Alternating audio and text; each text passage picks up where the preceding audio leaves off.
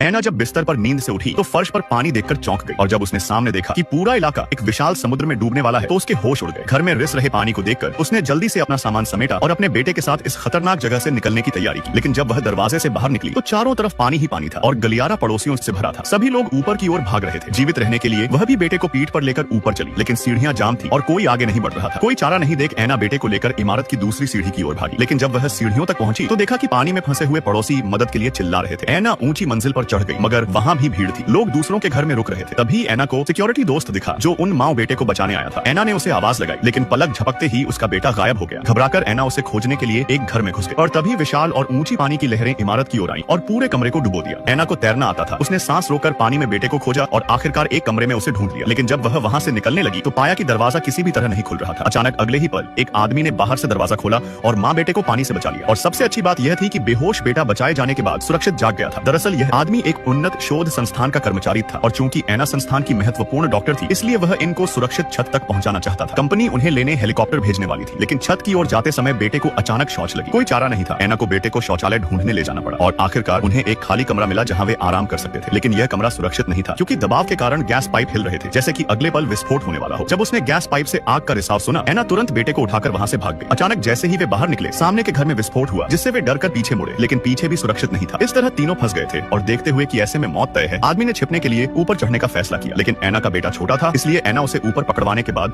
घबराहट में पानी में गिर गई थी। सौभाग्य से उसे एक प्लास्टिक बोर्ड मिल गया और वह तैरने में कामयाब रही। अब उसे बस सीढ़ियां चढ़कर बेटे तक पहुंचना था। तभी लिफ्ट से एक लड़की की मदद की आवाज आई। ऐना चुप नहीं बैठ सकती थी, इसलिए वह उपकरण लेने ऊपर गई और फिर जल्दी से सीढ़ियों पर लौटी। लेकिन अब पानी का स्तर पहले से ज्यादा ऊंचा हो गया था। और भी डरावनी बात यह थी कि अब लिफ्ट से कोई आवाज नहीं आ रही थी। ये समझकर कि लड़की सी अब नहीं रही, ऐना अपने बेटे के पास वापस ऊपर चली गई। लेकिन तभी उन्होंने देखा कि एक बहुत ऊंची लहर उनकी इमारत की ओर बढ़ रही थी, जिससे वे इतने डर गए कि जल्दी से सीढ़ियों की ओर भागे। जितना संभव हो सके ऊंची मंजिल पर भागने की कोशिश की और फिर बिना किसी खतरे के इमारत की छत पर पहुंच गए। लेकिन जब उन्होंने छत का दरवाजा खोला तो बचाव कर्मियों ने बिना कुछ कहे लड़के के बाल मुंडवा दिए और जबरन उसके बेटे को वापस ले गए, क्योंकि लड़का ऐना का जैविक बेटा नहीं था बल्कि संस्थान द्वारा विकसित किया गया एक नया मानव था, जिसकी रक्षा करने में ऐना असफल हो गई थी।